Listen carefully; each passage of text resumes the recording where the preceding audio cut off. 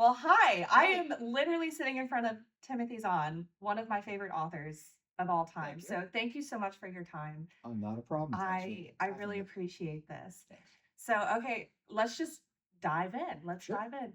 So what was your start into writing? Was it one of those types of situations where you started off and you were a child with an overactive imagination and you were creating all of these worlds, or was it something a little different? I did a little bit of colored pencil drawings when I was younger, but no stories.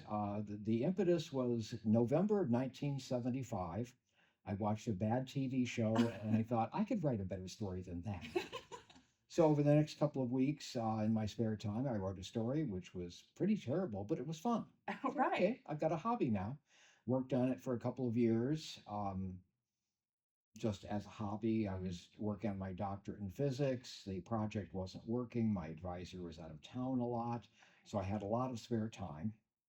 After a couple of years, I started typing up the stories. I wrote longhand in notebooks otherwise and sending them into various science fiction magazines. Right. December of 78, I sold my first story to Analog Magazine. This is great. Got this thought in the back of my mind, maybe when I get my doctorate, I take a year off of physics and try writing full time. So, July of 79, sold my second story.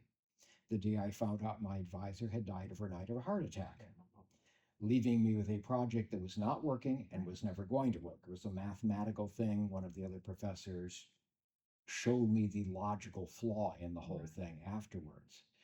Okay, they said, new professor, new project, work 8 to 10 hours a day, 6 days a week, 2 years, can probably get your doctorate. Right. I tried for a semester. I discovered I cannot do new physics and write at the same time. I've got the time, I just don't have the mental energy. No. So in December of 79, my wife and I decided, let's give that 1 year a try.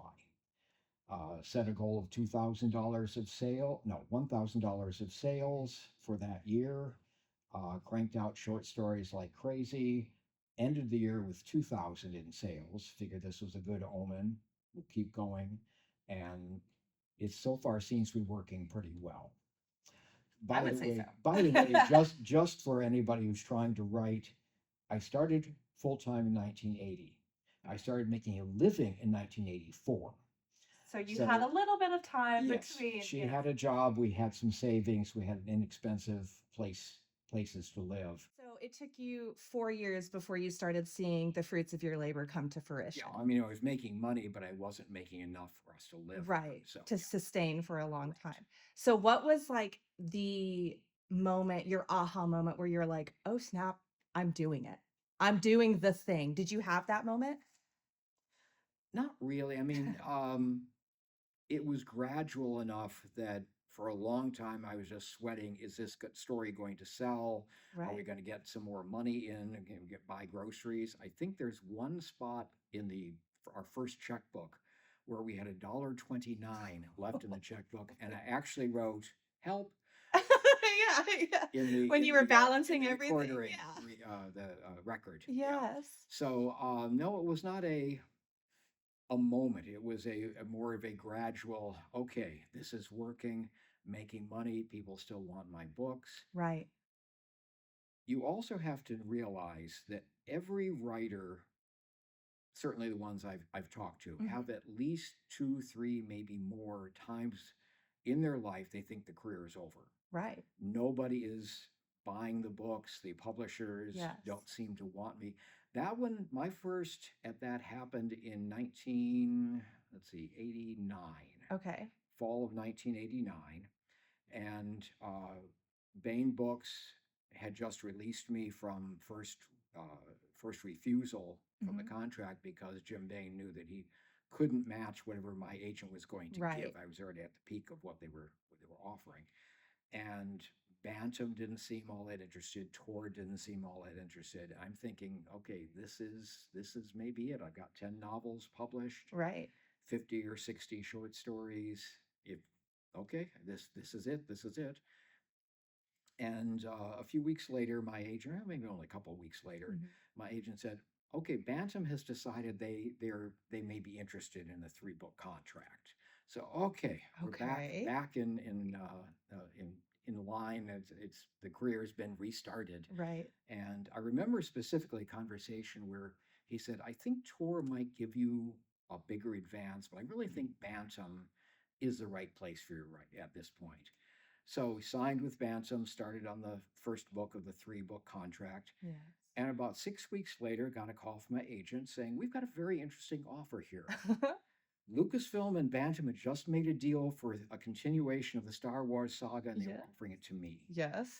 So, okay, not only is my career not over, it's about to be kicked in very Like, high yeah, gear. over Unless that, I yeah. screw it up, in which case it's Oh. definitely over and people will be coming to our house with pitchforks. Right. So yeah, but there have been a couple of times even since then when it looks like, the Star Wars doesn't seem to want me anymore, and Right. Tor is cooled down and such.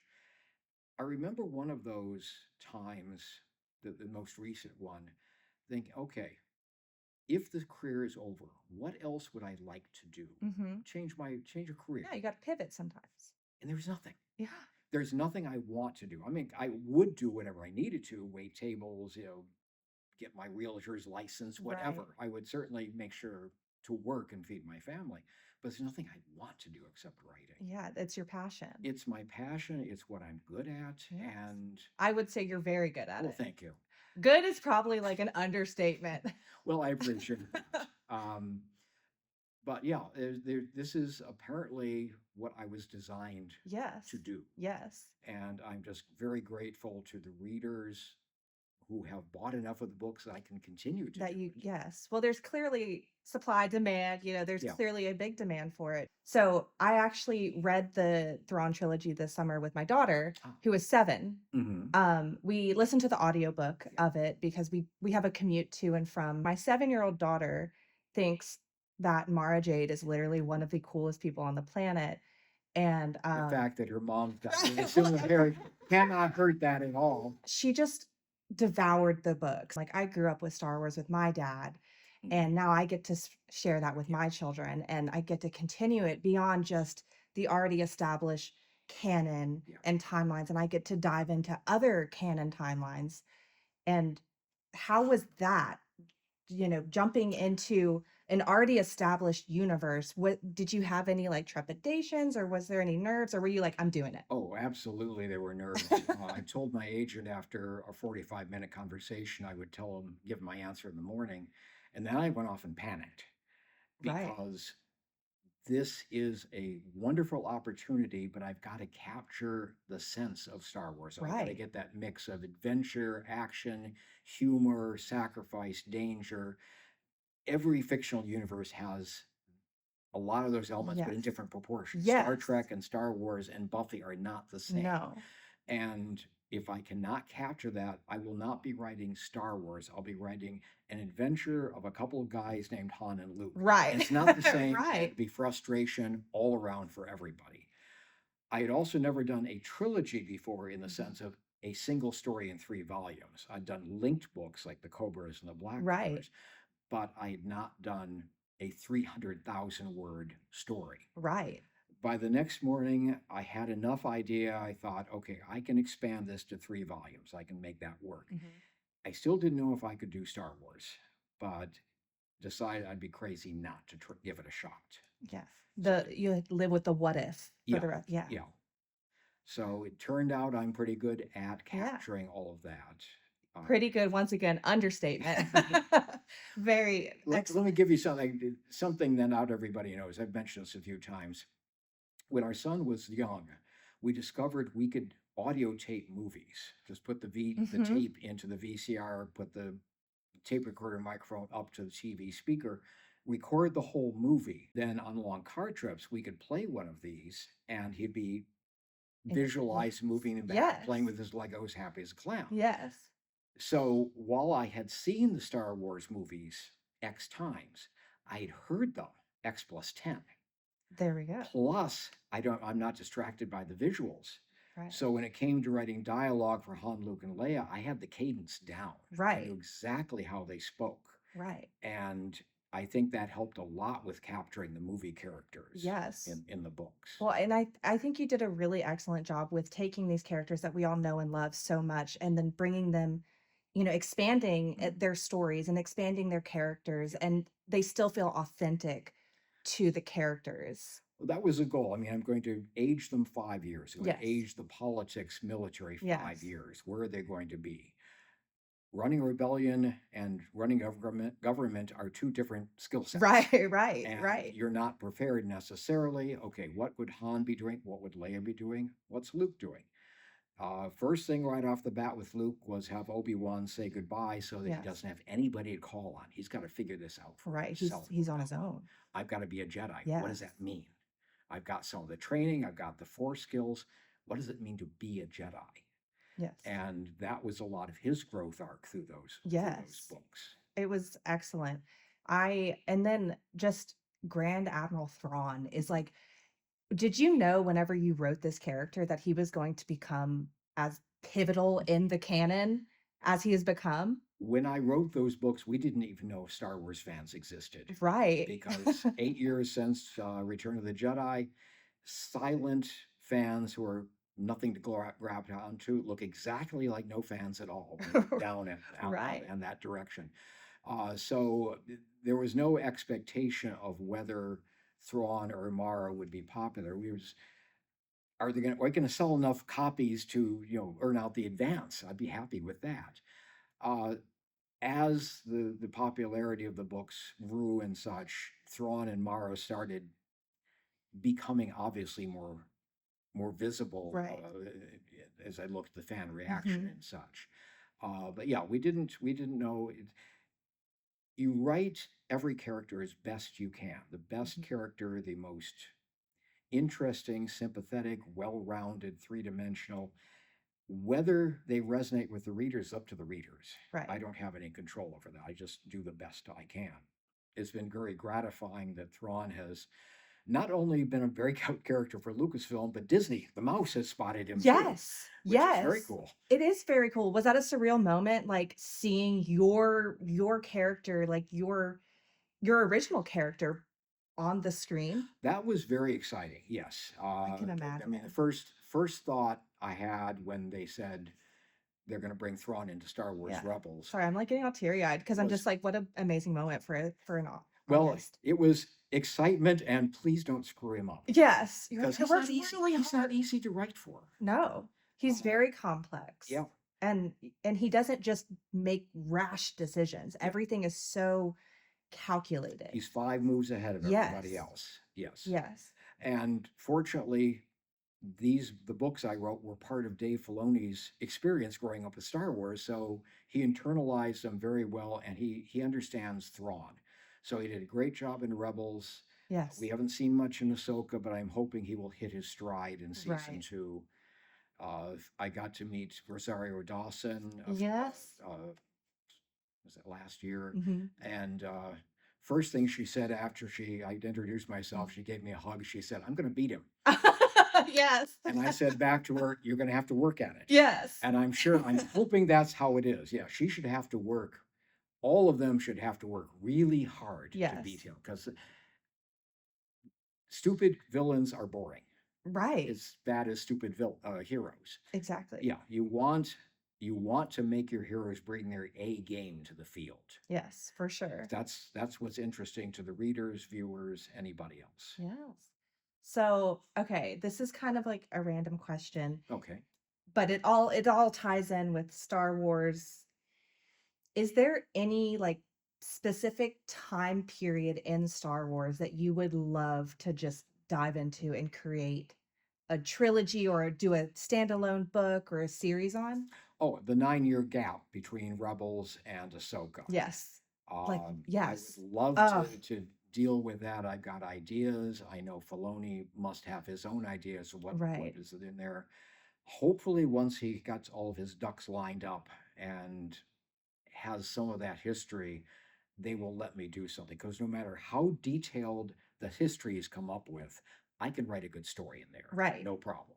Yeah. I can either get it around, I will incorporate all his elements, I will do a story people will will Right. hopefully grab onto because, but yeah, aside from that, um, if I can't use Thrawn in that era, Hmm. the other option I would like is to have some of my other characters from those books, Eli Vanto, Admiral Yes. Aralani, Yes.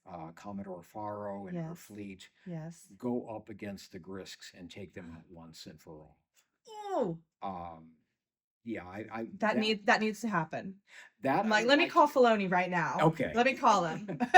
Well, that is when my editor gets a chance to finally sit Lucasfilm Story Yes. Group down and pitch ideas. That's the one we're going for, because if they won't let me use Thrawn for whatever reason, because Filoni's he's still locked in Filoni's basement in those 9 years Right. in Ezra.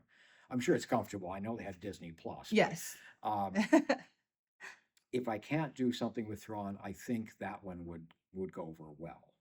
Yes. And we just have to persuade Lucasfilm, and it'll be out in the unknown regions for the most part. So again, nothing that Lucasfilm is likely to be doing Right. anything with. Well, and it would just add on to Yeah. to more of the lore Mhm. and kind of dipping away from characters that we already know so well. And it wouldn't have any of the movie characters, which Yes. they might worry about. But it would have a lot of the characters the readers have grown to know and love. Yes. And I think they would. I think the readers would like that. I know I'd love to do that story. Yes, for sure. But it all depends on when Story Group will sit down and listen to pitches. If those two don't go, I got a dozen more I could pitch them tomorrow if Right. they asked. Right. Good deal. Well, I guess final question. Okay. Are there any, I know you kind of touched on it earlier with, people who want to be a writer or want to creatives in any Yeah. capacity. Is there any words of wisdom that you would like to bestow upon these Sure. creators? Keep at it. Keep at it. Writing is hard. Art is hard. Mhm. And a lot of people just give up because it's a lot harder than they thought it was going to be. You have to keep going. You can learn how to be a writer. You can develop your style by yourself. You don't need classes. You don't need mentors, anything else. Right. All you need to do is read, so you see what you like in other people's styles and what you don't like, and then just write. Develop that ability. I used to hate doing dialogue because I was bad at it. Yes. Now, having worked my way through that, the next 2 pages are a dialogue. I'll have those done before lunch. Right. And you will learn how to do dialogue, action scenes, plot exposition, description. All of the stuff you need, you learn by doing it. So you don't give up. That's the key. Yeah. Keep at it. You have to be comfortable with not being great at something in Yeah. order to become great at it. Yeah. And, it's a learning process, and don't necessarily expect you're going to make a living out of it. The Right. people who can do that with art or writing or music or anything else, it's a very small percentage. But if it's fun, that's all it needs to be. Right. It's enjoyable. Put it online. You can share it with other fans. It may go someplace, it may not. But if it was fun, keep at it. And that's it. That's all you need. Good deal. I actually lied. I have one more question I need to ask Okay. you, and it is completely unrelated to any of That's this. If you were a Girl Scout cookie, which cookie would you be? Either the mince or the peanut butter. Oh, like the peanut butter, the do-si-dos, or the peanut butter chocolate, or just peanut butter? It was just peanut butter. I don't remember. The do-si-dos. Yes, yes, those are good. Wait, would they be the ones that you put in the freezer or room temp? Why do you think they would last in the freezer? People like them cold, You apparently. got to wait then. Right? Good deal. So room temperature Thin Mints or do-si-dos. Yeah. Acceptable answers. Acceptable Yes. answers. Well, thank you so much for your time. I really appreciate you taking the time out of your schedule to talk with No me. problem. I'm going to go fangirl in the hallway for the next 20 minutes because I just sat down and had a conversation with Timothy Zahn. So thank you so much for your time. I hope you have a great rest of your Dragon Con. I look forward to your future projects. Thank you. I will continue to just devour everything that you create. I appreciate And that. I have a group of friends. We all love your stuff. So whenever I got the approval for this interview, they were like, "What?" I was like, "I don't know. I know." I was so excited. So thank you so much. You just ask. That's all it Yeah. takes. Thank you.